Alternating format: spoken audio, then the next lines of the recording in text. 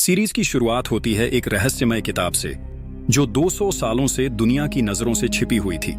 कहा जाता है कि जो भी इसे पहली बार खोलेगा वो इसका अकेला और सच्चा मालिक बनेगा। लेकिन ये साधारण दिखने वाली किताब एक पूरे वैम्पायर क्लैन की कहानियों और उनकी जिंदगियों को अपने अंदर छुपाए हुए है। 200 साल बाद आज इस किताब ने अपना नया मालिक चुन लिया है। ऑक्सफोर्ड यूनिवर्सिटी लाइब्रेरी में एक लड़की ने इसे गलती से खोज निकाला। जब उसने किताब को उठाया तो वो धूल से भरी हुई थी। उसे लगा कि ये सिर्फ एक पुरानी और बेकार किताब है जिसमें शायद किसी को कोई दिलचस्पी नहीं होगी। लेकिन उसे क्या पता था कि यही किताब उसकी जिंदगी को हमेशा के लिए बदल देने वाली थी। उस लड़की को बिल्कुल अंदाजा नहीं था कि ये किताब कुछ लोगों के लिए कितनी ज्यादा अहमियत रखती है। जैसे ही उसने किताब खोली, एक ठंडी और अजीब सी हवा उसके चेहरे पर टकराई। दूर दूसरी तरफ एक आदमी चर्च में चांटिंग कर रहा था। वो अचानक अजीब महसूस करने लगा। उसका दिल तेजी से धड़कने लगा। उसे लगा उसके शरीर का खून किसी अनजानी आवाज का जवाब दे रहा है। लड़की ने मुड़कर देखा और जब उसे लगा कि लाइब्रेरी में कोई उस पर ध्यान नहीं दे रहा, उसने किताब के पन्ने पलटने शुरू किए।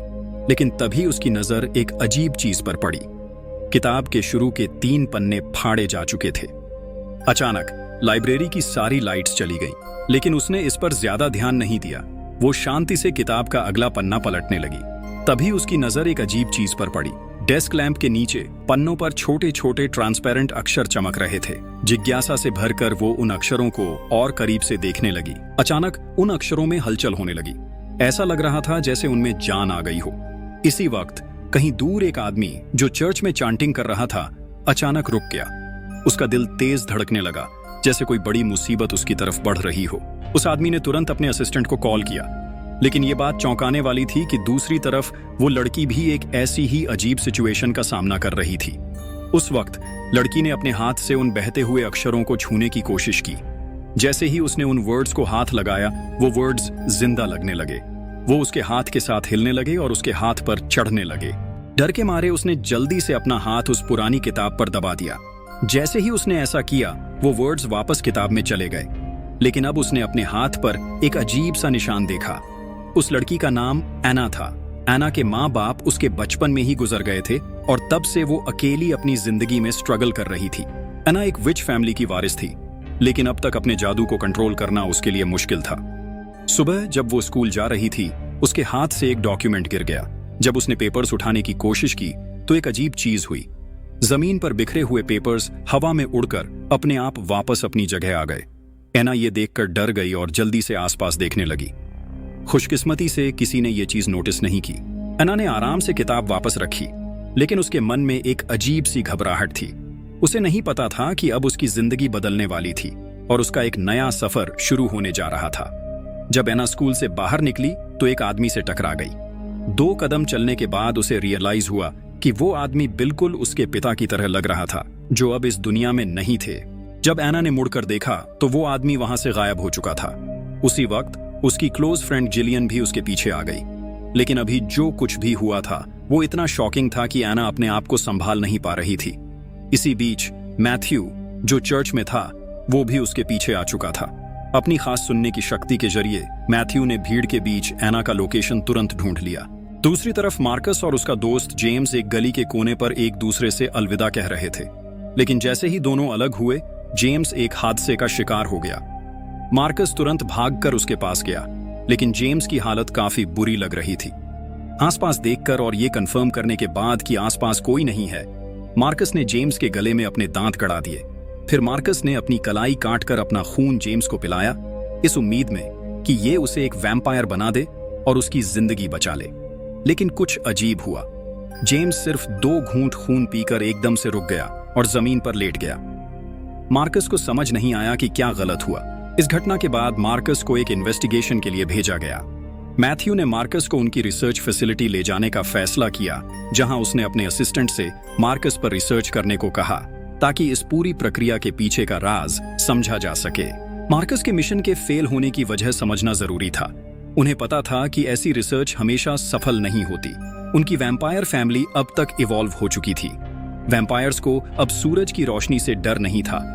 मार्कस का असली लक्ष्य एक खास किताब ढूंढना था। मैथ्यू को इसका एहसास हो चुका था। इस किताब का नाम एशमोल 782 था। यह एक हैंड रिटन किताब थी। इसमें वैम्पायर्स के जीवन का राज छुपा हुआ था। अगले दिन मैथ्यू एना से बात करना चाहता था। उसे वो किताब ढूंढनी थी। दूसरे दिन एना लाइब्रेरी गई। वो किताब के बारे में और इन्फॉर्मेशन कलेक्ट करने की कोशिश कर रही थी। जैसे ही एना किताब तक पहुंचने लगी, उसके अंदर की which power out of control हो गई। गलती से उसने किताब हवा में उछाल दी। किताब नीचे खड़े एक आदमी के हाथ में जा गिरी। वो आदमी मैथ्यू था। एना ने मैथ्यू की तरफ देखा।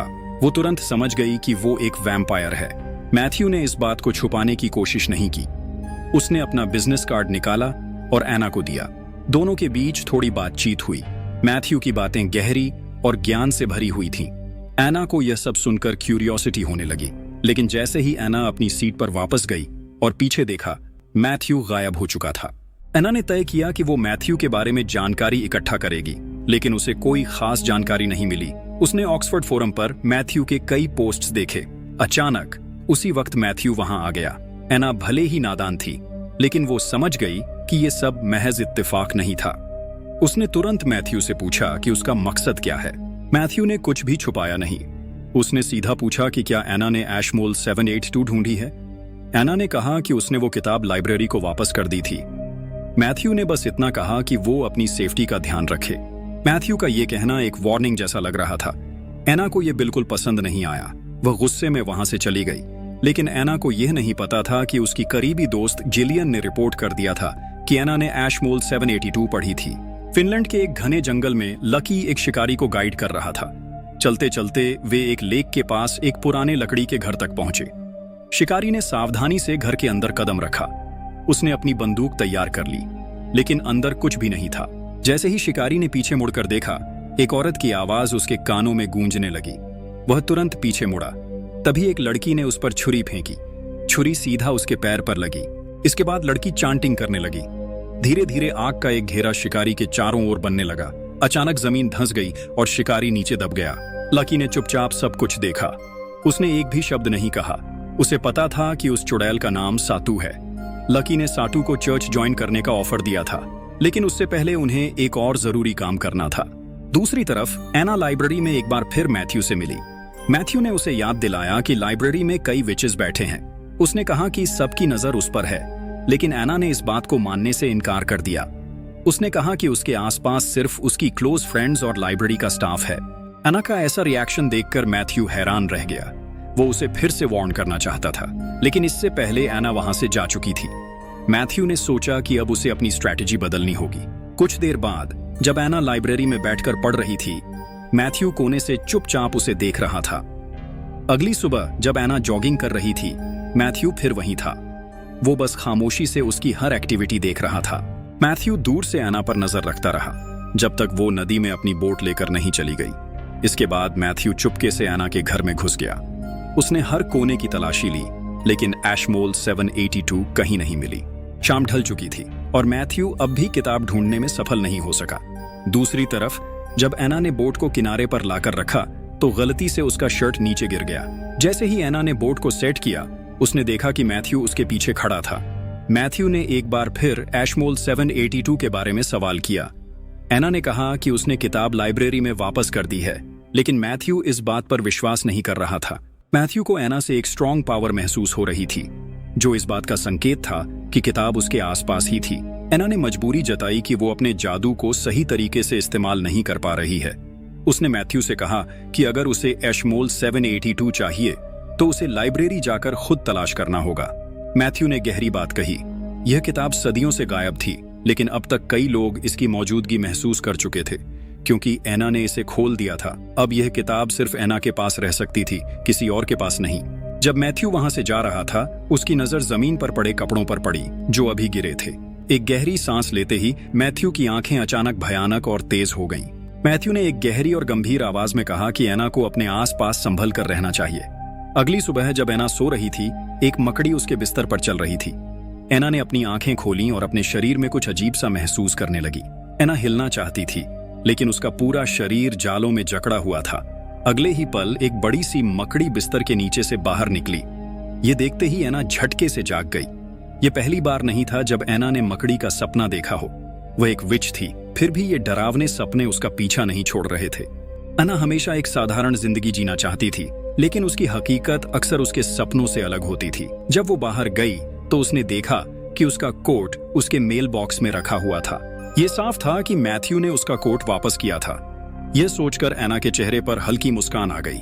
मैथ्यू भले ही वैम्पायर नस्ल का हिस्सा था और विचेस के खिलाफ था, लेकिन उसने हमेशा एक असली जेंटलमैन की तरह बर्ताव किया।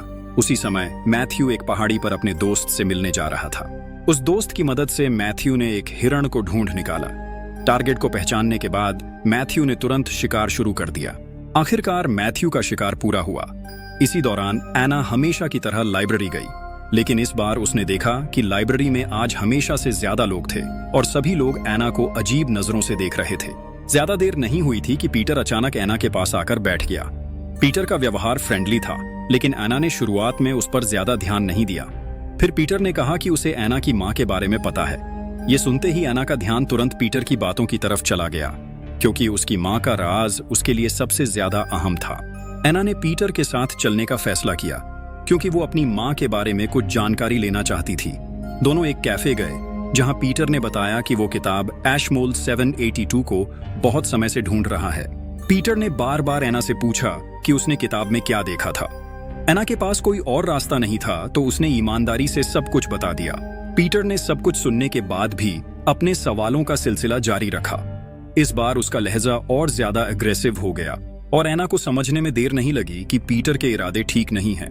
एना को अब साफ हो गया था कि पीटर ये मान रहा है कि विचेस ने ही वैम्पायर्स को बनाया था, और अगर किताब में लिखी मेथड समझ ली जाए तो वैम्पायर्स को खत्म करना आसान हो सकता है।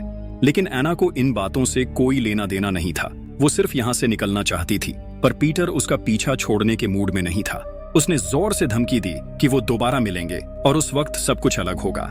घबराई हुई एना ने अपनी सबसे अच्छी दोस्त जिलियन को सब कुछ बता दिया। एना को समझ नहीं आया कि पीटर को कैसे पता चला कि उसने एशमोल 782 किताब देखी है। ऑफ कोर्स जिलियन ये बात कभी नहीं मानेगी कि उसने ही पीटर को सब कुछ बताया था। इसके बजाय गिलियन ने एना को समझाने की कोशिश की कि उसे पीटर की बातें ध्यान से सुननी चाहिए, लेकिन एना हमेशा एक नॉर्मल जिंदगी जीना चाहती थी और इस वजह से उसने पीटर के मामले से दूर रहना ही बेहतर समझा। जिलियन ने फिर बात का रुख बदलते हुए एना को वैम्पायर से दूर रहने की सलाह दी, पर जैसे ही बात मैथ्यू की आई, एना काफी इंटरेस्टेड हो गई। एना सोचती थी कि मैथ्यू बाकी सबसे अलग है। ये सुनकर जिलियन के चेहरे पर एक अजीब सी हलचल दिखने लगी। उसने एना को मैथ्यू पर भरोसा न करने के लिए समझाने की कोशिश की, लेकिन वो एना को रोक नहीं पाई। घर लौटने के बाद एना ने अपनी आंट सैरा की कॉलीग एमिली को कॉल किया। एना ने एमिली से पीटर के बारे में पूछा और ये पता चला कि पीटर ने एना की माँ से प्यार किया था।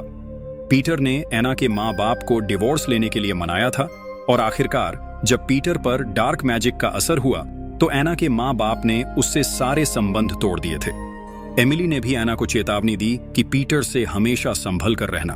उस रात एना को उसके स्कूल के प्रोफेसर ने प्रॉम के लिए बुलाया। जैसे ही एना वहां पहुंची, प्रोफेसर ने कहा कि वो एना को एक ओकल्टिस्ट से मिलवाएगा, लेकिन वो ओकल्टिस्ट कोई और नहीं बल्कि पीटर था।